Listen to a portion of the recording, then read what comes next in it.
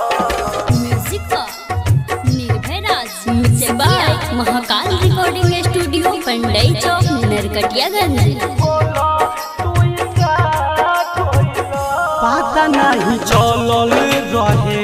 कौन मजबूरी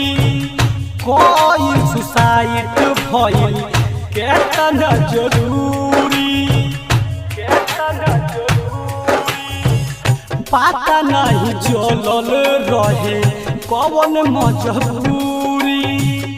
कोई सुसाइड भइल केतना जरूरी तो अपना पीछे पूरा देश के रोआ गइलो तो अपना पीछे पूरा देश के रोआ गइलो खुदे कहले रहलो गुनाह खुद खुशी तब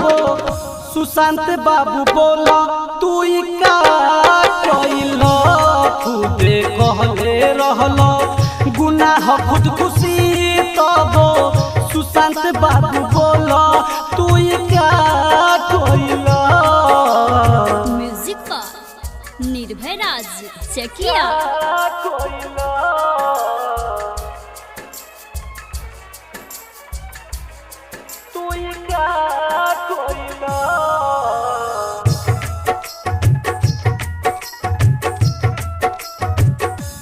MS धोनी फिल्म से सब पर दिल जीतला हर मर के दर्शक के हॉल में खींचला MS धोनी फिल्म से सब पर दिल जीतला हर मर के दर्शक के हॉल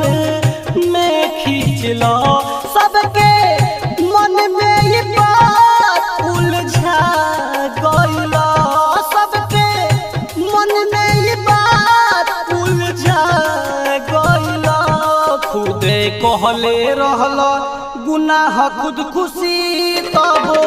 सुशांत बाबू बोला तू का कइला खुदे कहले रहला गुनाह खुद खुशी तब सुशांत बाबू बोला तू का कइला। Music Nirbhay Raj Chakiya. Mix by Mahakal recording studio Pandai Chowk Narkatiaganj.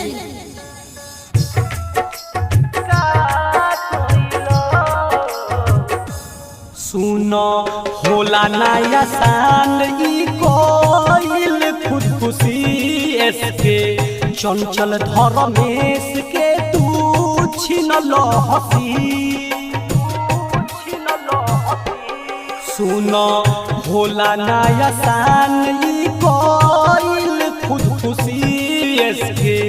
चंचल धर्मेश के तू छिनलो खुशी गायक सुनी अच्छा ना कइलो कहे गायक सुनी अच्छा ना कइलो खुदे कहले रहलो गुनाह खुद खुशी तब सुशांत बाबू बोला तू का कइलो खुदे कहले रहलो गुनाह खुद खुशी तब सुशांत बाबू बोला तू का कइलो पता नहीं चलल रहे कौन मजबूरी कोई सुसाइड भइल केतना जरूरी तो अपना पीछे पूरा देश के रोआ गइलो तो अपना पीछे पूरा देश के कहले रहलो गुनाह खुद खुशी तब सुशांत बाबू बोला तू का कइलो खुदे कहले रहलो गुनाह खुद खुशी तब सुशांत बाबू